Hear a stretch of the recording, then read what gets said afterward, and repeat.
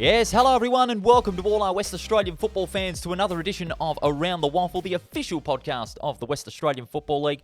This is it, the final round of the home and away season. Every spot in the five is on the line. It's the final fight, as they say, the final fight for the five. And we're going to preview all 5 games as part of a huge round of footy here today. Paul Persick with you in the BackChat studios along with Mark Foreman for a huge round coming up. The final fight for the finals is on. It's the final countdown. Does that go all right? Tell me I didn't just hear that. I did not just hear Mark Foreman singing like a hyena. Yeah, no, it was good. I'm a pretty good singer, so. Pretty good singer. Did you ever go on stage at high school during your day? No, absolutely not. No, I can't sing to save my life. Hello, Paul. Good to be back, and it is the final countdown. It's what a round of footy we've got ahead, and you know, probably all eyes for me, particularly, are going to be on Revo Fitness Stadium. I know lots of people are wanting to see the 1v2, but I want to know who gets that 5th spot. So if Claremont drop that, then West Perth may well be in, but again, a tall order against East Perth. So there's so many moving parts, which is awesome. Absolutely. Moving parts like a big finals jigsaw puzzle. And who's going to complete that? Well, we'll find out in round 20. Every game, of course, is live, free and in full on the AFL app on Saturday. Be sure not to miss any of the action. This is Around the WAFL, the official podcast of the WAFL. Paul Persick and Mark Foreman. One of those sides who are contending for one of those spots in the 5 is Subiaco. They've got a huge game on Saturday against East Fremantle. Top spot is up for grabs at Leederville Oval. This one is going to be an absolute belter. And one of those key contributors for the Lions, Will Hickmott. He had a great game against South Fremantle last week, and he's looking to have an absolute belter against the Sharks and help Subiaco catapult themselves to top spot on the ladder. Will Hickmott, he's good enough to join us here on Around the WAFL. Will, thanks for your time, mate. Hey guys, thanks for having me. How you doing? Going very well. Great to have you on the show. Would it be an understatement to say that this is a big game? For sure. Second, so we're looking to beat them and by a little bit so we can get onto the top of the ladder and be real contenders going to the finals. So it'll be good. It would be a good game for sure. But yeah, we'll see how we go, I guess. Hey, Will, Mark here. I've enjoyed a lot doing some of these interviews a lot because we get to learn about the players. What do you do for work? So I'm currently working at the Broken Hill Hotel. I'm in the bottle shop. My brother's in the bar, so there you go. We've got a little good little 2-piece going there. I'm in the bottle shop. He's in the bar, so yeah, it's pretty good. I'm still at uni as well, so pretty crazy job to have while I'm at uni. So, yeah, cool. What are you studying, Will? I'm studying marketing, public relations, and advertising at the moment. So I've already completed a sports science and commerce degree. So there you go. My second is good. Yeah, man of many talents. Yeah. So hey, with all that going on, how do you balance the demands of WAFL footy and work and study? Yeah, it's really good. I've got a real good few people around, like family and whatnot. So it's real good to keep them close and keep them giving me good advice my way. But yeah, it's good to have such a good role at work, and then also pretty cruisy at uni while I tend to focus more on footy and getting the job done, especially while we come into more finals and the games come a bit tougher and a bit more important. So yeah.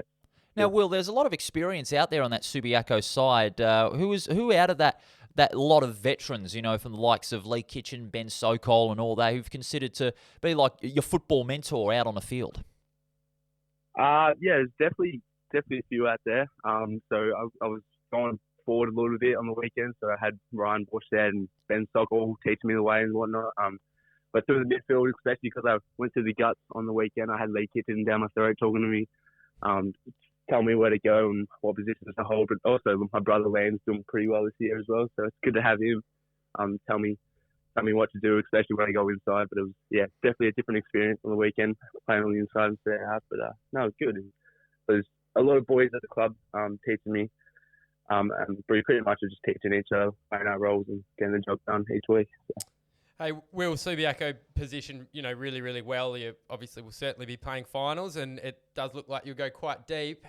Tell us about your finals experience throughout your junior days and your seniors as well. Have you played in many grand finals and many finals campaigns?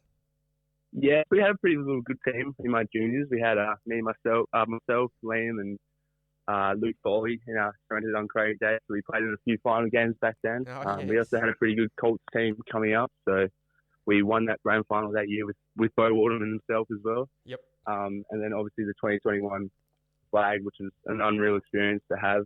So yeah, it's been pretty good up until today.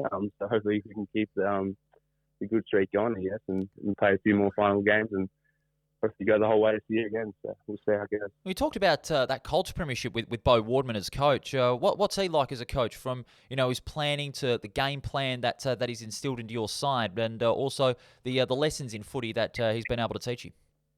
Yeah, he's really good. So I've had him all the way through Colts and now through my whole senior career as well. He's really cracks down on the numbers of the game and shows us how the system, and if we back the system in, it continues to work week in and week out. So everyone just plays there. Well, he's real big on everyone just playing their role and the high percentage plays. So he just keeps on retaliating. If we keep on playing our roles and keep on taking that predictable game, then we'll go a far way. So, and it's been working this year, so it's been really good. He's a brilliant coach, isn't he? Bo Wardman. He's had a fantastic season, and so have you for Subiaco this season. All the best on Saturday against East Fremantle. Huge game at Leaderville Oval. Thanks very much for your time, Will. Go get him. Perfect. Thanks for having me, boys. Appreciate it. That was Will Hickmott from the Subiaco Football Club. Huge game for the Lions, no doubt about that. Yeah, it is. And again, I just love hearing about these guys and what they get up to. And he's a busy boy. Yes, marketing and communications. That's not bad. A man of many talents, as you say. Exactly, and holding down a pretty busy job as well. But playing some good footy as well as that. So. That's the challenge for these WAFL footballers. They do have a lot going on and, still able to play some reasonable footy. And that is absolutely the game of the round, 1v2. And, it's a tall order. I don't actually know.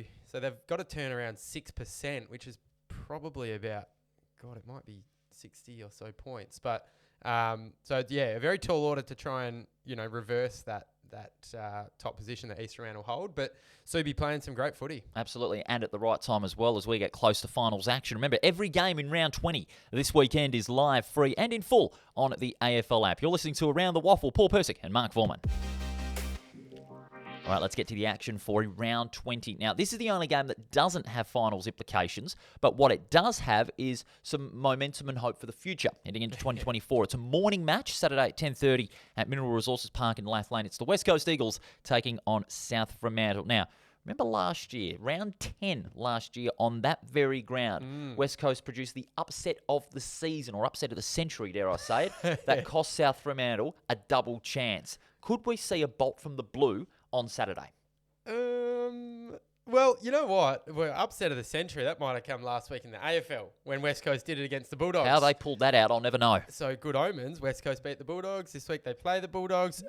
Look, they're a chance. So I think the winning becomes habitual. Not that it has been habitual for West Coast this year, but with the AFL side tasting victory, we've seen and we've spoken about the WAFL Eagles over the last month and a little bit start to produce some good performances and some extended performances too, not just 1 or 2 quarters. They've come within I can't say that analogy. They've come within a whisker. Yes. I was going to say something else. They did take points, but they've come within a whisker of winning a couple of games heartbreak after the siren. So, look, they're not without a chance. And they'll sniff that too. They certainly will. This is a really good opportunity for these guys to get a win for the year. And, you don't want to go through a season winless. So, No. You know what?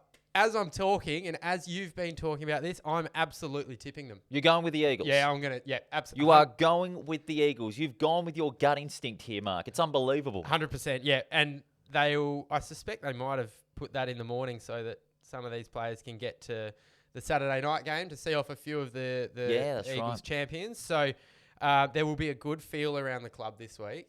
And I'm sorry to be a party pooper, but I'm going to go with South Freo. I won't hear it. I won't have any of it. You've just heard it for the first time here, and you will hear it again next week. Well, it's opposite day on coming out of your mouth. Oh, excuse me.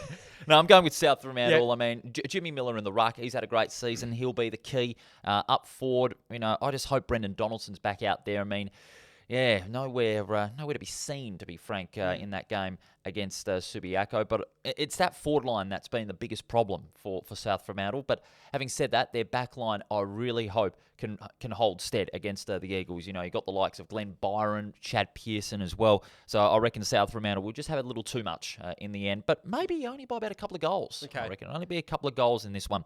Then second game, Steel Blue Oval on Saturday. Swan Districts taking on Peel Thunder. Must win for the Thunder if they want to keep any hope of the double chance alive. But Swan Districts, they played some good footy at this late stage in the season. They want to bounce back after that loss to Claremont. Yeah, they've been awesome. You know, they've showed a lot, and they can take a lot out of the back part of this season and launch a real assault on 2024. So some of those names we've spoken about, you know, Turner, Cipro has actually been pretty good recently, yes. and McLaughlin at the bottom of the packs, but Tom Edwards is the one that Peel will need to actually pay a bit of attention to now, because That back line's going to have the biggest test up against Tommy Edwards. Because Yeah. if he gets elusive, then watch out. Well, he's a good aerialist too. So like he can mark the footy, but moves well at ground level. So he'll almost hold a key in this game. And you know, whilst Peel have solidified in that top 5, this isn't a foregone conclusion. I actually think Swans will. Oh, you know what? I'm going to tip them as well. You're going for it again. I think that's a bit of an upset. Like, you'd probably expect Peel to win it, but I think Swans at home, their final game. We'll get the Golden Grunt. Golden Grunt, the Yeah. last time this season. Maybe an extended cash prize. Maybe add a bit of a bonus in there There since you it's go. the last one for the year. I'm actually going to go with Swan Districts as well. Yeah, and you know, why not? Because they've been really good. They're playing some good footy, so it'll be good to see. Let's try and. I'd love to speak to Tom Edwards at some point. Absolutely. He's kicked that goal after. He's had 2 shots after the siren this year. He's kicked 4 goals in a final quarter. Kicked and 4 last week. Yeah, he's playing well. It'd be good to speak to him. Absolutely. Or maybe here's one for the future. Maybe we speak to Grunt. We speak to Grunt. The Grunt. You're putting it on the line. Yeah, let's do it. I'll try and sort that out. Let's do that. Let's do that. We'll have to speak with the guys on the Yeah. higher ups first of all. But Swan Districts for me in that game, and the key will be if Jesse Turner can get on a charge. If he can get on a tear, get those centre clearances, have Jackson McLaughlin, who's blossomed as a key on baller for support in that midfield, I reckon it could go a huge way. Third game out at Revo Fitness Stadium on Saturday, Claremont and Perth. Task is simple for Claremont. Yep. Win and you're in. Yeah, so, you know, nice to actually control your fate. Unlike West Perth, who need to control their fate and then need to win the game and then rely on Claremont to lose. So you wouldn't think that Claremont will drop this. They, you know, returned to the winners list last week. Yep. Looking to keep that momentum going. I mean, pretty important to snap that losing streak. Was. I think last week was the real danger one. So that's where, you know, if they drop that, then West Perth, they'd actually be in the final. West Perth would take fifth so last week if Claremont had lost, because West Perth have a superior percentage. Yeah, so to Swan Districts, but unfortunately unable to get it done. And like we said, Claremont brought the heat. So it is now in their hands, and I think they'll be too strong for Perth, which is a shame for West Perth. I've got a little soft spot for them. Yeah, I'll say Claremont as well, but only by about 4 goals. I reckon Yeah. Perth, with the way they've been playing, you know, with the exception of that 15-minute period in the third quarter, they've played some really, really good footy. I mean, Charlie Thompson, seen plenty of the football. Sam Stubbs shifting up midfield, maybe put him up forward because he's more known as a prime goal kicker up forward. Harry Quartermain, he came back, but he was quiet. Dakota Baldwin-Wright, I reckon he's going to have a big test against Oliver Eastland in the ruck. That's going to be one of those key matchups that could make a difference. Claremont for me, but only by about 4 goals, and they'll get into the 5 at West Perth's expense. So speaking of course, fate isn't entirely in their hands against their arch rivals at Pentanet Stadium on Saturday. Win, and if Claremont lose to Perth, then West Perth are in. But as I said earlier, easier said than done. Yeah, it is, because East Perth have had a fantastic season, and they've put themselves within a shot for top 2, probably. In fact, not probably. Certainly.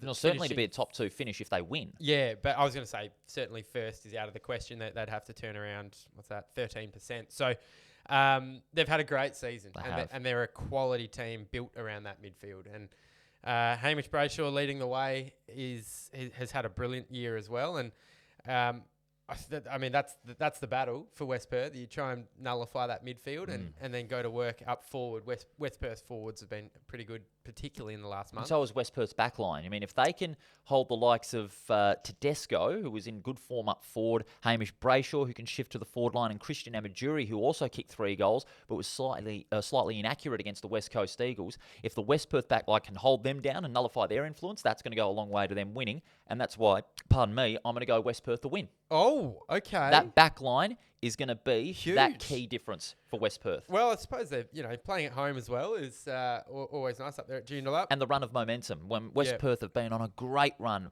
have they left it too late? Possibly.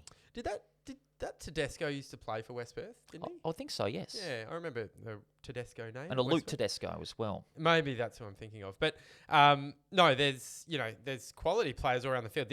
This will actually be a really good game. Will be a good game.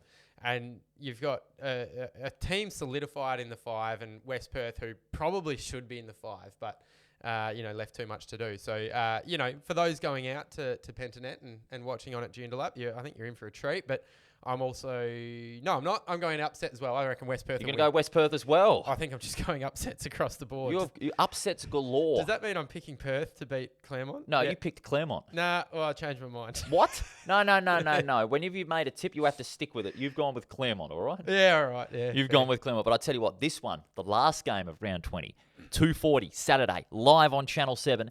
It's harder to pick than a broken nose. Subiaco and East Fremantle. And I'll tell you what, top 2 clash, grand final preview. Who knows? Hey, that is not funny. That is a fair cliche. I don't know why. I haven't heard that before. It's honest. You can't pick a winner in this game. No, and it's hard to pick your nose when it's broken too. Take it from experience.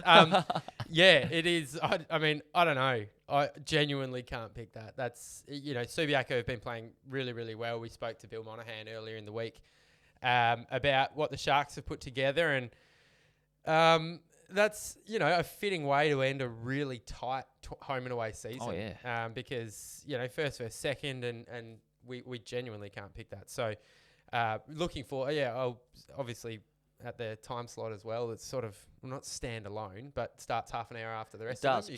You can. It has a bit of a standalone feel. East Fremantle, they've had the wood over Subiaco. They won 4 of their last 5 meetings. They've really been able to figure out how Subiaco are able to win the football at the coalface and also get that scoreboard pressure ticking over in their last couple of meetings. In fact, when you look at their last scores, Subiaco against East Fremantle, 7 goals, 6 goals, 6 goals, and 9. So they've failed to crack the 10-goal barrier in their last 4 meetings against the Sharks.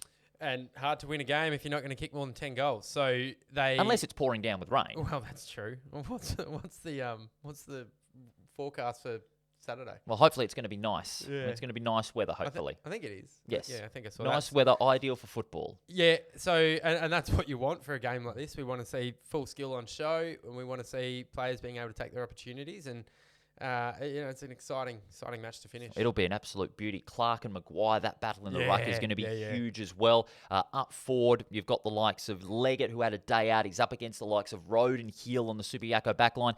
And one more thing before we eventually have to go to a tip.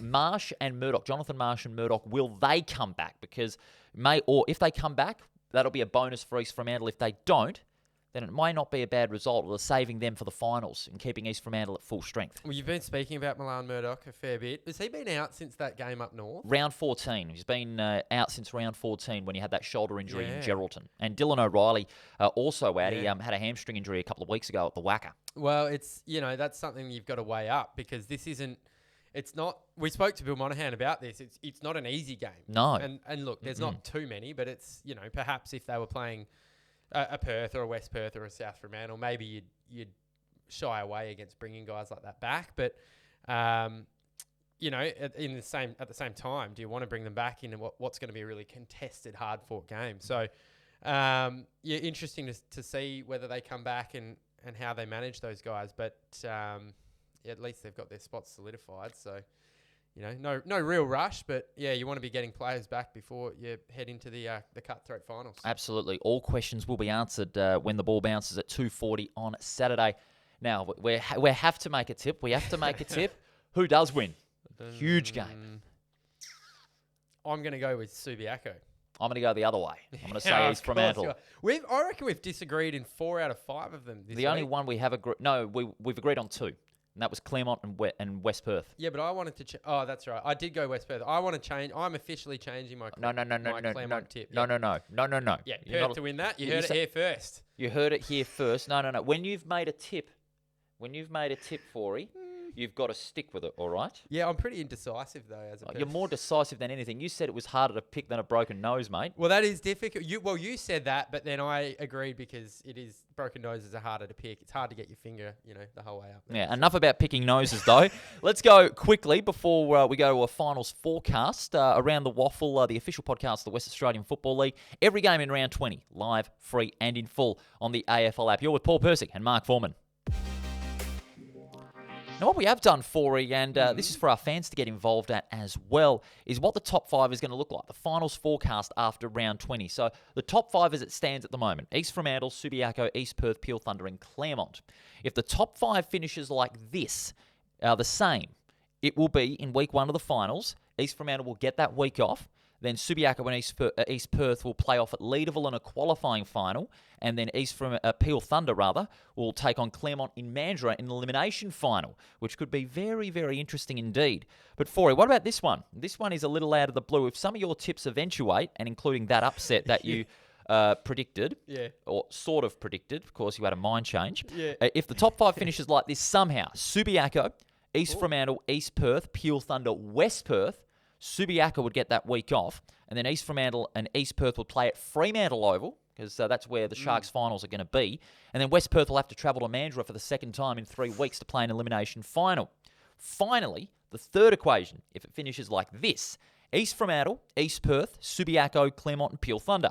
East Fremantle would get that week off. East Perth and Subiaco play at Leederville in a qualifying final, and then Claremont, they'd have the advantage of playing a sudden death home final against Peel Thunder. Which of the more likely do you think is going to happen? Can Claremont finish 4th? Oh, they can finish 4th. They can finish 4th, yeah. Okay, but they'd have to have Peel lose to Swan Districts. Yeah, so I'm just analysing what you've said just then. So I think the most likely is number 1, unfortunately. Even though I've picked the upset Perth to beat Claremont.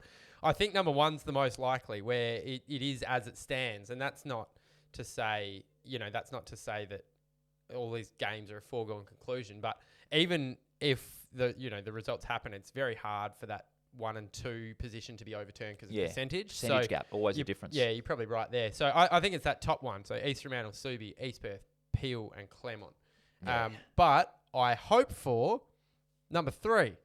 Subiaco, East Fremantle, East Perth, Peel Thunder, West Perth. It'd be nice to see West Perth sneak in there. Nice little twist there to the finals action. Exactly right. But I like that you've done that, and it's it's what is the best thing of the lot is that we're still talking about this. Absolutely. That it's not a foregone conclusion. That all spots. Yeah, that we can't sort of lock it in before the round started. All spots in the 5, not safe until at least 5:30 on Saturday after round 20. Fans, let us know who you think is going to make up the top 5 on our Facebook page, Instagram, and also Twitter as well, and also on the comments below on our YouTube feed as well. We really do appreciate it. Forey, always great work. Appreciate your time here. Looking forward to reviewing the round and looking ahead to finals action. Spring is going to be in the air. So is September, the greatest month of the year. Yeah, it is great, Paul, and I'm looking forward to it. I'm off to go and pick some winners and pick my nose. Fantastic stuff. And listeners and viewers, we really thank you for your time here on Around the WAFL. Huge round 20 coming up, and we're looking forward to reviewing it all for you on Tuesday here on the official podcast of the West Australian Football League as we near the road to finals action.